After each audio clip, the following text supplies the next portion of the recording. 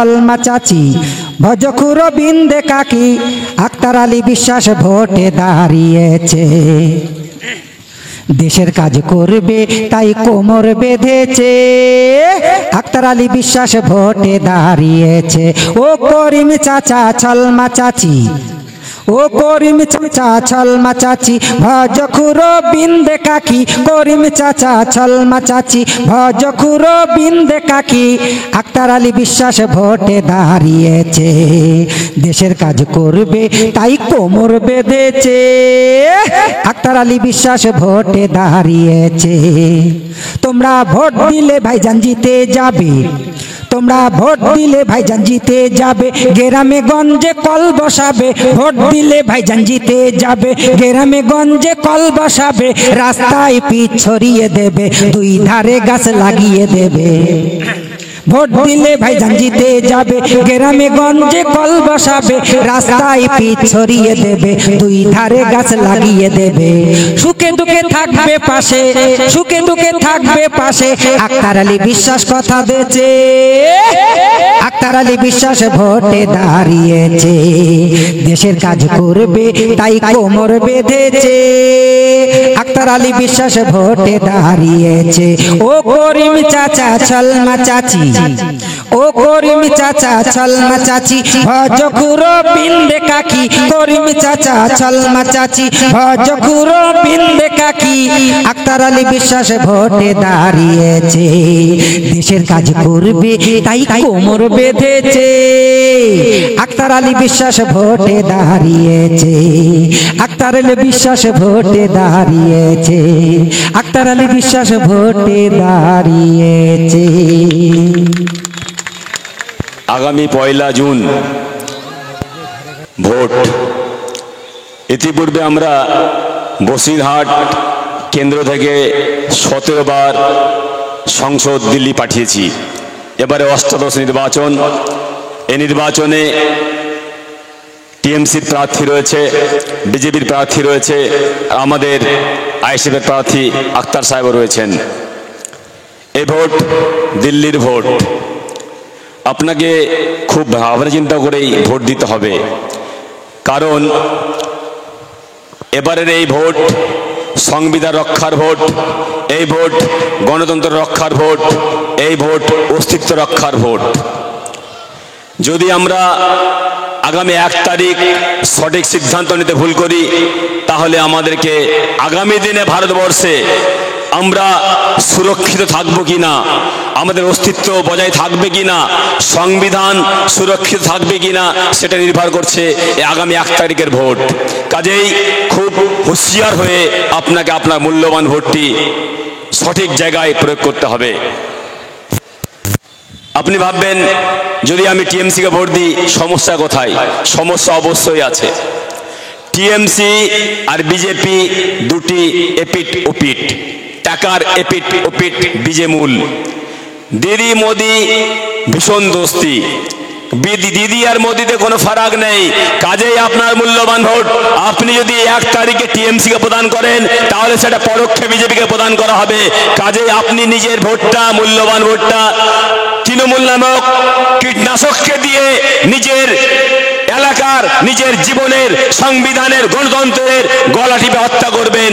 এই ভুল কাজ করতে আপনাকে কোনো মতে দেওয়া যাবে না, আপনি করতে পারবেন না।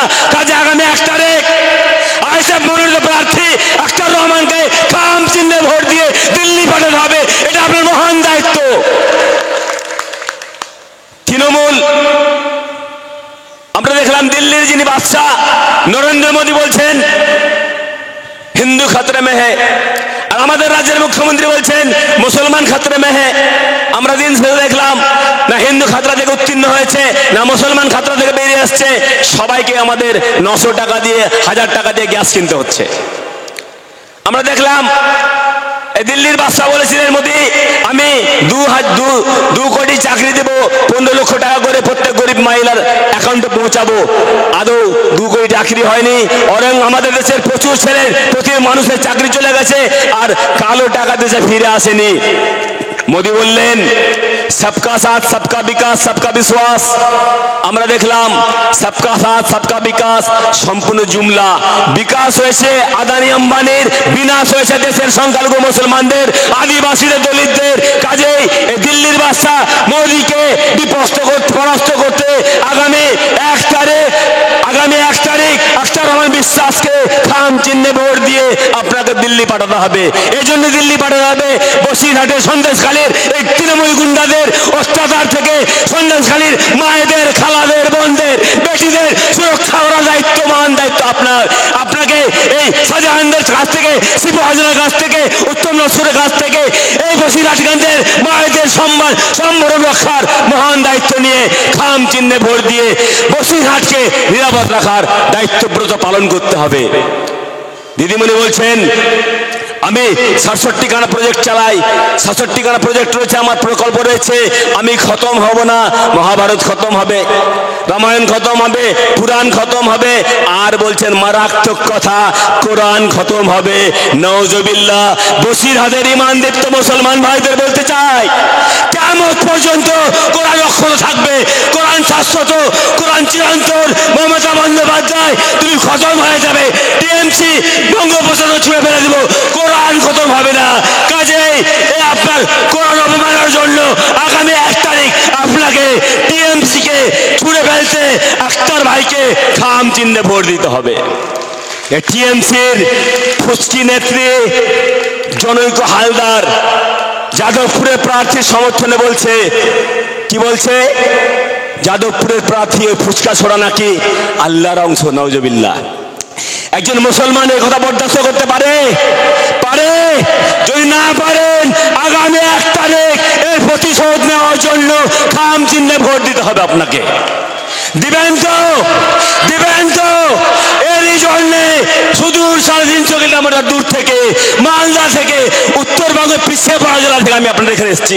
পার্টির ভালোবাসায়, আখতার ভাইয়ের ভালোবাসায়, কুতুবুদ্দিন ভাইয়ের ভালোবাসায়, মুসা ভাইয়ের ভালোবাসায়, সর্বোপরি ছোট ভাইজান নওশাদ সিদ্দিকীর ভালোবাসায় এখানে ছুটে এসেছি আপনাদেরকে আগামী 1 তারিখ আইএসএফের যুব তরুণ তুর্কি আখতার ভাই, ইঞ্জিনিয়ার আখতার ভাইকে দিল্লি পাঠাতে হবে, এই আবেদন আপনাদের কাছে করব।